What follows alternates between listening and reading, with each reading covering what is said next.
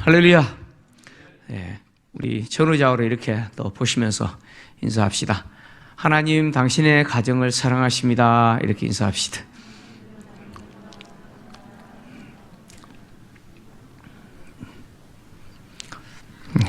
하나님 우리 가정을 사랑하십니다. 믿으십시오. 하나님 우리 가정을 사랑하십니다. 우리가 계속해서 야곱의 인생을 추적하면서 하나님이 어떻게 야곱의 인생을 이끌어가고 계시는지를 지금 보고 있습니다. 베델에서 하나님을 만난 야곱은 이제 왼삼촌 집에서 20년 동안 타향살이를 합니다. 근데 그 20년 동안의 타향살이는 야곱에게 있어서 그냥 털리는 시간이죠. 외삼촌에게 털리는 시간입니다. 근데 속는 시간이죠. 근데 속지만 마이너스가 안 돼요. 참 신기합니다. 하나님이 기가 막히게 일하세요. 다 빼앗기는데 빼앗기지가 않아요. 하나님은 외삼촌의 것으로 야곱을 부유한 자 되게 만드십니다. 야곱으로 하여금 플러스 인생 되게 만드시죠. 외삼촌 집에서 이제 하나님이 야곱에게 부유한 자가 되게 만드시는데 이 첫 번째 하나님이 하신 일이 뭐냐면 자녀를 번성하게 하시는 거죠. 자녀를 번성하게 하시는데 우리도 얼마 전까지만 해도 그랬잖아요. 여러분 자녀가 많다라고 하는 것은 고대 시대에 있어서 큰 복입니다. 특히 여인에게 있어서 자녀를 낳지 못하는 것 우리 조선시대도 칠거지약 그러잖아요. 그죠? 그 중에 하나라고 그러는데, 자녀를 낳았다라고 하는 것은 복입니다. 그리고 특히 다산은 복이죠. 하나님은 야곱에게 많은 자녀를 주실 겁니다. 근데 많은 자녀를 주시는데, 이 자녀를 주시는 과정 속에서 하나님은 야곱이 얻은 두 아내의 경쟁을 통해서 이걸 성취하십니다. 좀 다른 모습으로 성취하시면 좋을 텐데, 그죠? 참, 복이 좀 거시기한 그런 모습으로 성취를 하십니다. 어쨌든, 하나님이 야곱에게 많은 자녀를 주시는데, 두 아내의 경쟁을 통해서 성취하십니다. 야곱이 어제 새벽에 보았습니다마는 외삼촌에게 속아가지고 라헬과 결혼할 줄 알았는데 결국 언니와 먼저 결혼하게 되고 그리고 또 이어서 라헬과 결혼하게 되는 것을 보았습니다. 원치 않게 아내를 두 명이나 얻게 된 거죠. 이렇게 두 명의 아내를 얻었지만 야곱은 레아보다 라헬을 더 사랑했습니다. 원래 라헬을 사랑했잖아요. 근데 레아보다 라헬을 더 사랑했는데 이 말을 오해하면 안 됩니다. 야곱이 레아도 사랑했는데 그거보다 라헬을 더 사랑했다. 이렇게 오해하면 안 된다. 그런 이야기입니다. 성경은 정확하게 뭐라고 이야기하냐면 야곱이 라헬을 사랑했고 라헬만 사랑했고 레아는 미워했다라고 이야기합니다. 오늘 29장 31절 32절을 좀 보겠습니다. 화면에 나옵니다.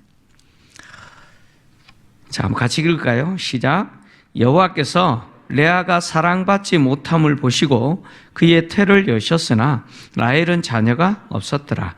레아가 임신하여 아들을 낳고 그 이름을 르우벤이라 하여 이르되 여호와께서 나의 괴로움을 돌보셨으니 이제는 내 남편이 나를 사랑하리로다 하였더라. 아멘. 여기 여호와께서 레아가 사랑받지 못함을 보셨다 그랬어요.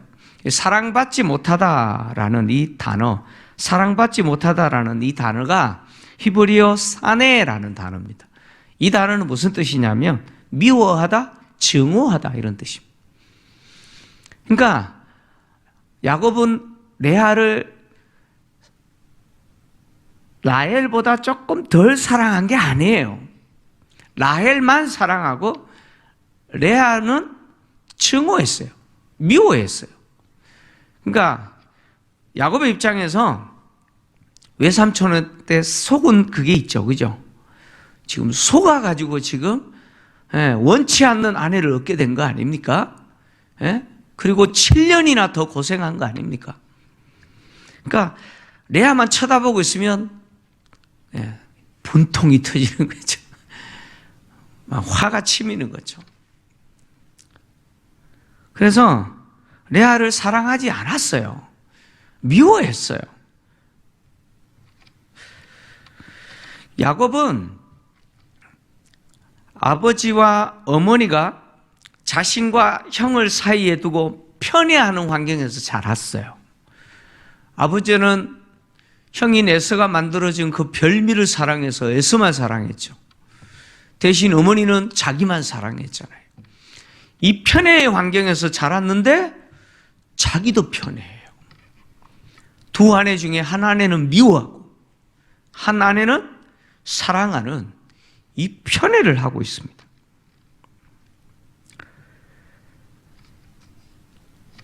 참 이런 편애로 한 아내는 사랑을 받고 한 아내는 미움을 받는 이 가정의 환경이 여러분 어떠시겠어요? 한번 상상을 해보세요. 근데 하나님은 이런 야곱의 가정을 그냥 두지 않으세요. 하나님 그냥 두지 않으세요. 하나님은 어떻게 하시느냐? 야곱에게 사랑받지 못하는 레아의 태를 여으세요. 태를 여셔서 자녀를 주세요. 그러니까 레아가 얼마나 남편에게 사랑을 못 받았는지 그 사랑 못 받은 것을 자녀를 낳고 그 이름에 그대로 다 담아뒀어요. 그래서 첫 번째 아들을 낳았죠. 첫째 아들 이름이 르우벤입니다. 르우벤이라는 뜻은 보라 아들이다 이런 뜻이죠. 아들을 보라 이렇게 표현해도 되고 보라 아들이다 아들을 보라 이런 뜻입니다. 왜 레아가 이렇게 이름을 지었느냐? 오늘 성경에서 이 르우벤을 낳고 레아가 뭐라고 이야기하느냐면 하나님이 나를 돌보셨다. 사랑받지 못하는 남편으로부터 사랑받지 못하고 남편으로부터 미움당하는 나를 하나님이 돌보셨다는 거예요. 그리고 이제부터 내가 남편으로부터 뭘 받을 거라고요? 사랑을 받을 거다라고 하는 소망을 담아서 보라 아들이다 이렇게 이름을 지은 거예요. 얼마나 사랑을 못 받았으면 이렇게 아들의 이름을 지었겠습니까? 그리고 두 번째 아들을 낳고 이름을 시므온이라고 지었습니다. 시므온이라는 말은 들음이라는 뜻입니다. 들음. 하나님이 자기의 기도를 들으셨다는 거예요. 그러니까 레아가 남편에게 사랑받지 못하는 그 고통을 누구에게 호소해요? 누구에게 호소했다는 거예요? 하나님께 호소했다는 거예요. 그러니까 레아가 하나님 앞에 엎드렸어요. 엎드려서 그 고통을 호소하고 기도했죠. 그랬더니 하나님이 또 아들을 주신 거예요. 그래서 하나님이 내 기도를 들으셨다. 그래서 들음이라는 이름으로 시몬이라고 지었죠. 그리고 또 하나님이 아들을 또 주셨어요. 셋째 아들을 주셨죠. 그래서 레아가 그 아들의 이름을 뭐라고 지었느냐? 레위라고 지었어요. 레위. 레위라는 말은 결합하다 그런 뜻이죠. 결합하다.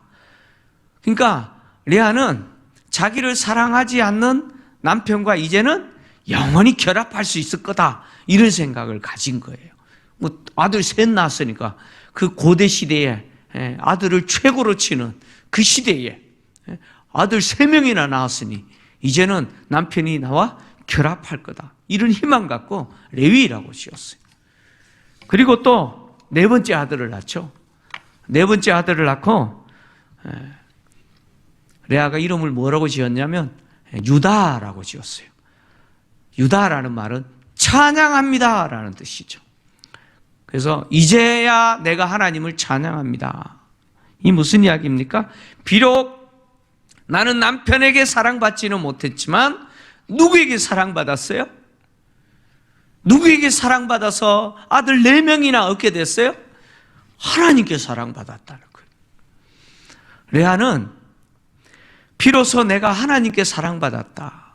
그래서 내가 하나님을 찬양합니다. 넷째 아들을 유다라고 지은 것이죠. 그러니까 레아는 참 남편에게 사랑받지 못하는 참 안타까운 여인이에요. 그런데 누구에게는 사랑받아요? 하나님께 사랑받고 위로받는 여인이 레아입니다. 자, 반면에 남편의 사랑을 독차지한 라헬은 행복했을까요?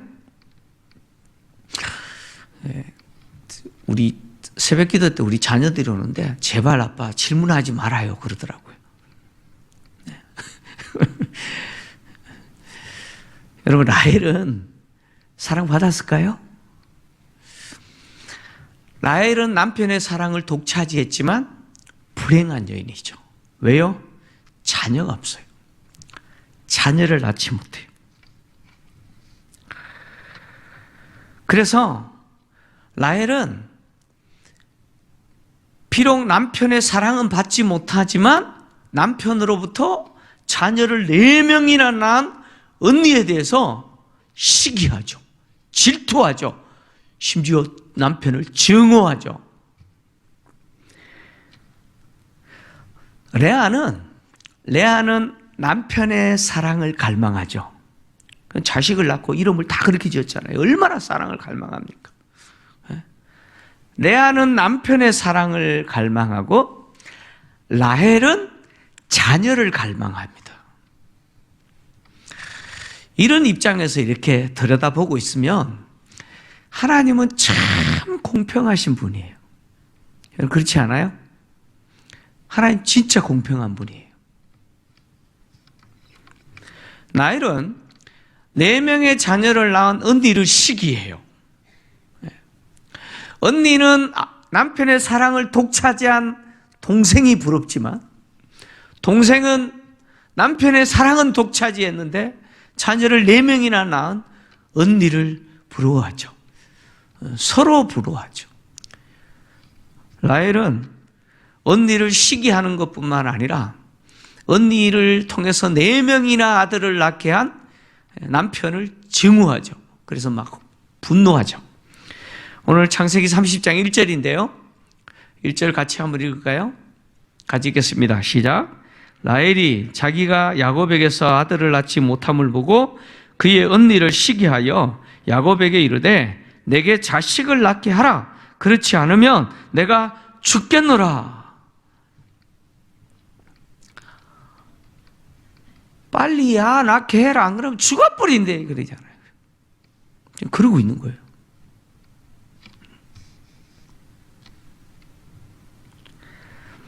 라헬은 자기가 자녀를 낳지 못하는 문제가 누구에게 있다고요? 누구에게 문제가 있다고요?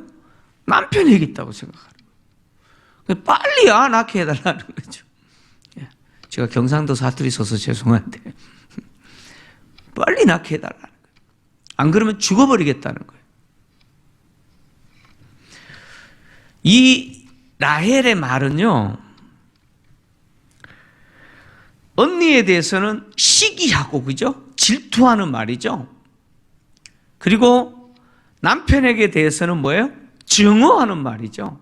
왜 나는 자녀를 낳게 하지 않냐는 거죠. 그리고 또 하나님에게서는 뭐예요?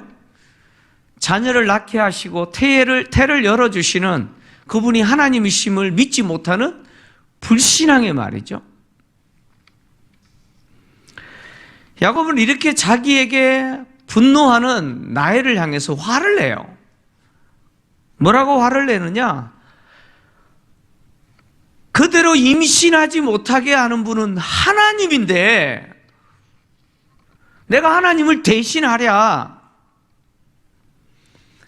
당신이 임신하지 못하는 것은 내 문제가 아니고 하나님이 임신하지 못하게 하는 건데 내가 하나님을 대신하겠냐는 거죠. 야곱은 자녀를 낳지 못하고 하는 문제는 누구 손에 있다는 걸 알아요? 하나님의 주권에 있다는 걸 알았어요.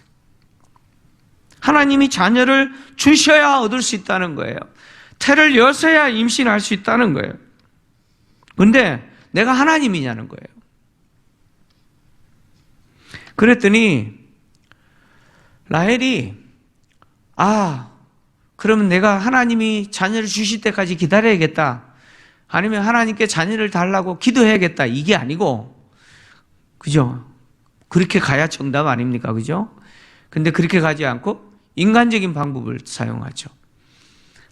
내 시녀 빌하를 줄 테니까 빌하를 통해서 자녀를 낳으라는 거예요. 그래서 내 무릎에 앉히라는 거예요. 이게 무슨 말이냐면 대리모를 주겠다는 거예요. 당시 고대 근동지방에서 이 대리모를 통해서 자녀를 얻는 것은 그냥 관습이에요. 관습이에요.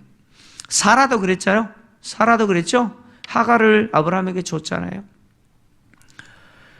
그러니까 라헬의 입장에서는 자신의 시녀 빌하를 줄 테니까 자녀를 낳아서 나도 자녀 있게 해달라고 지금 협박 아닌 협박을 하는 것이죠. 그러자 야곱은 또 그대로 말을 들어요. 그래서 빌하를 통해서 2명의 자녀를 얻어요. 첫 번째 자녀를 얻었는데 심판이라는 뜻을 갖고 있는 단을 얻었습니다.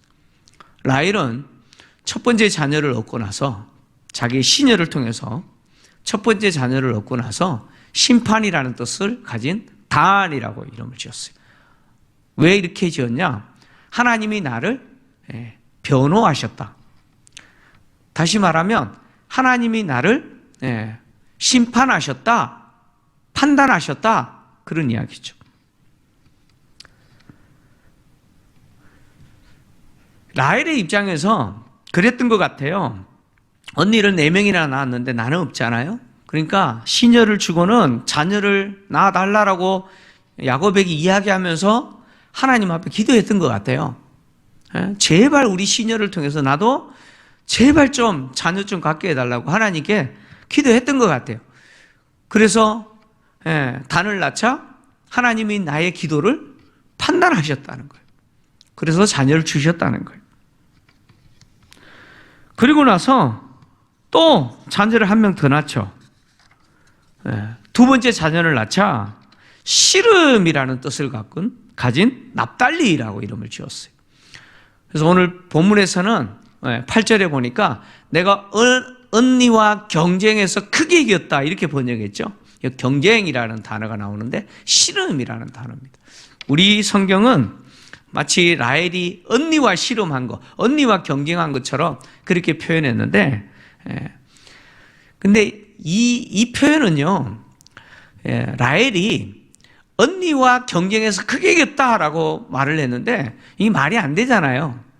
지금 언니는 아들 몇 명 낳았어요?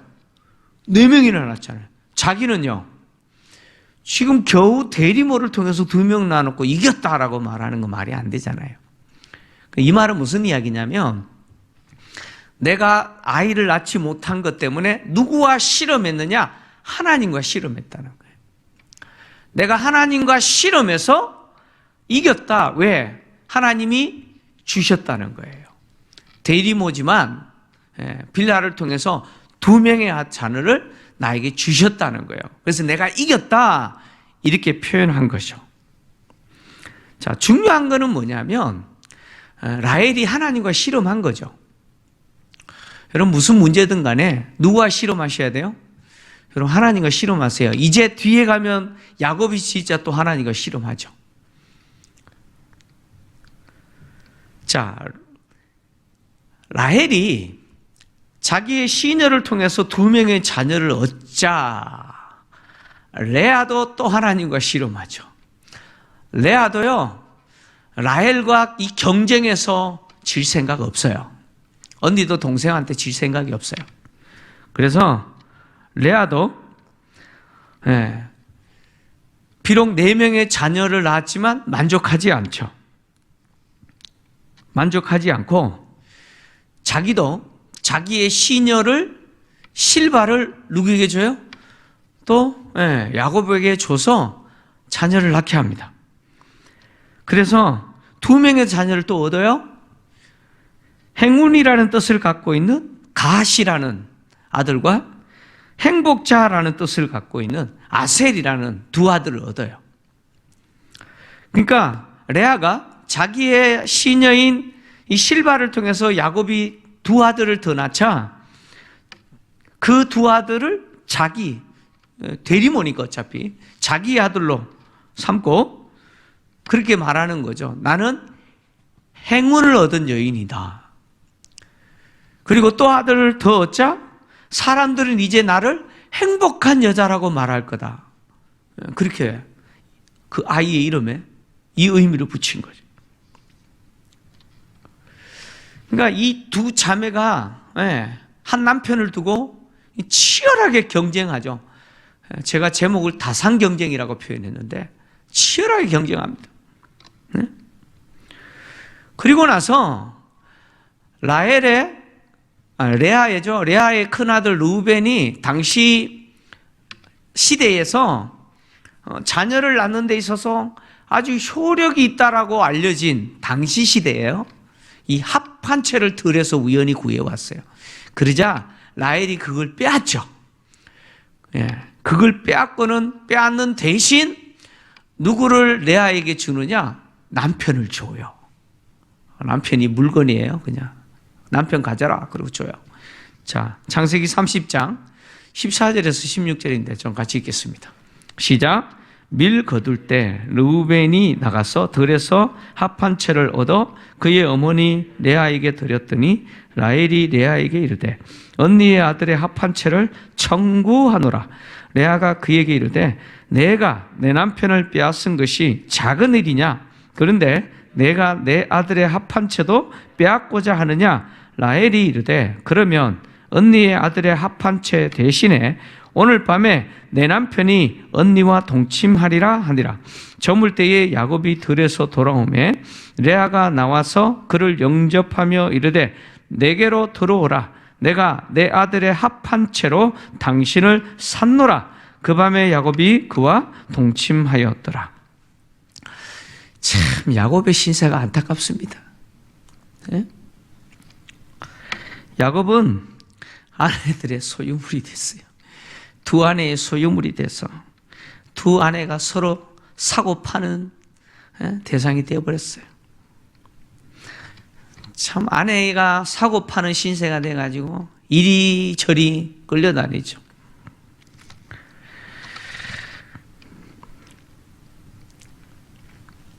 하나님은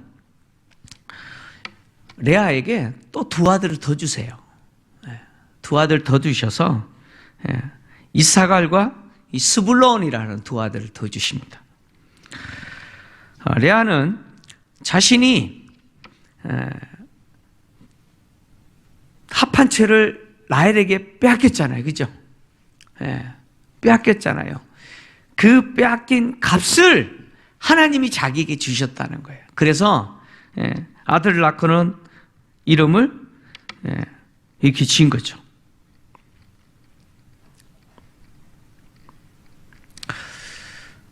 보상해 주셨다. 하나님이 갚아주셨다라고 해서 이사갈이라고 이름을 지은 거죠.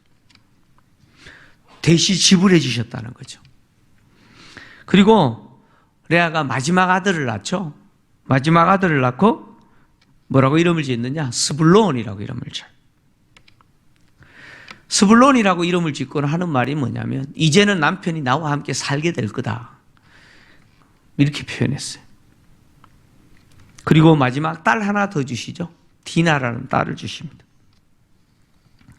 자, 이렇게 해서 야곱의 집에서 보세요. 레아는 6 아들을 낳았어요. 딸 하나 낳았어요. 그리고 레아의 시녀 빌하는 2명의 아들을 낳았죠. 그리고 라헬의 시녀 실바도 2명의 아들을 낳았어요. 누구만 낳지 못해요? 라헬만 없어요. 그러자 하나님이 라헬을 기억하셨죠. 그래서 그의 태를 여서서 누구를 주셨느냐? 요셉을 주십니다. 요셉. 요셉이라는 뜻은 부끄러움을 씻다, 그런 뜻이죠. 그러니까 당시 여인에게 있어서 자녀를 낳지 못하는 것은 진짜 부끄러움이죠. 당시 시대는 그랬다는 거예요. 근데 그것을 하나님이 씻어주시고 아들을 주셨다는 거예요. 드디어 아들을 주셨다는 거예요.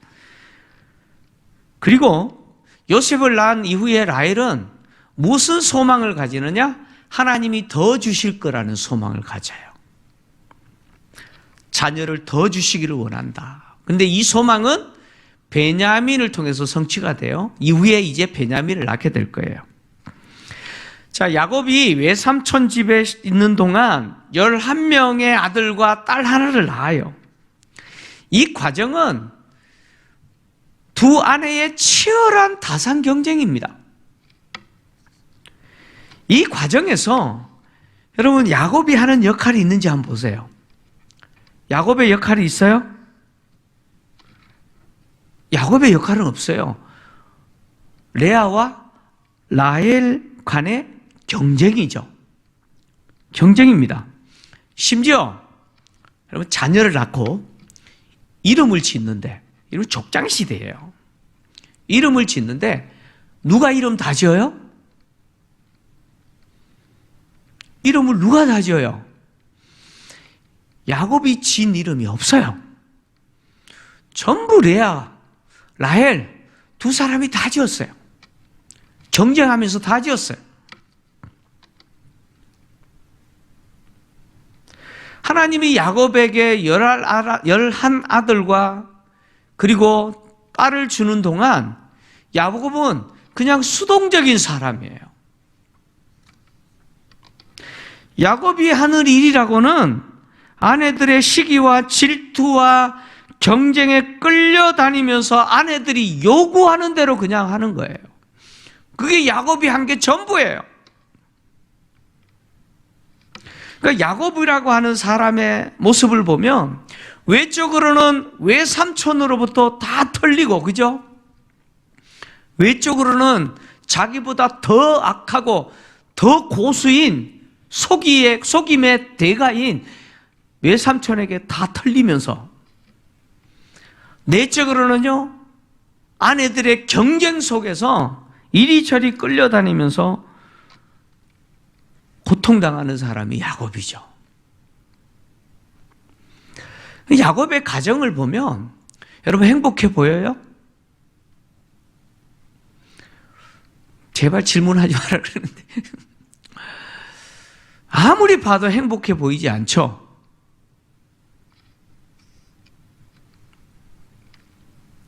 그런데 하나님은 이런 야곱의 가정을 하나님이 원하시는 그 뜻을 이루는 도구로 쓰시더라는 거예요. 어떻게 보면 소망 없어 보이는 이런 야곱의 가정도 하나님이 쓰시더라는 거예요. 그래서 하나님이 아브라함에게 주신 하늘의 별과 같이 바다의 모래같이 너희의 후손으로 번성하게 할 거다라고 하는 그 약속을 성취하는 데 있어서 가장 중요한 12지파를 이루는 기초를 세우시죠.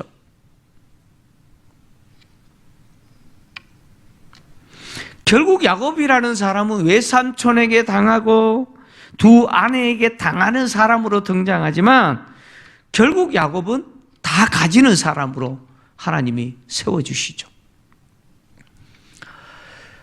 그렇습니다. 하나님이 포기하지 않으면 소망이 있습니다. 여러분 기억하십시오. 하나님이 포기하지 아니하시면 우리 가정도 소망이 있어요. 저는 우리 성도님들의 가정이 행복하기를 원합니다. 집에 갔더니 아빠는 왜 편애하냐고 저한테 항의를 해요. 제가 할 말이 없어요. 편애가 없었으면 좋겠어요. 가정 안에 편애가 없었으면 좋겠어요. 가정 안에 경쟁이 없었으면 좋겠어요. 자녀 간에도 경쟁이 없었으면 좋겠어요. 내가 가진 거 동생에게 줄 줄 아는 그런 형이 되고 그런 동생이 됐으면 좋겠어요.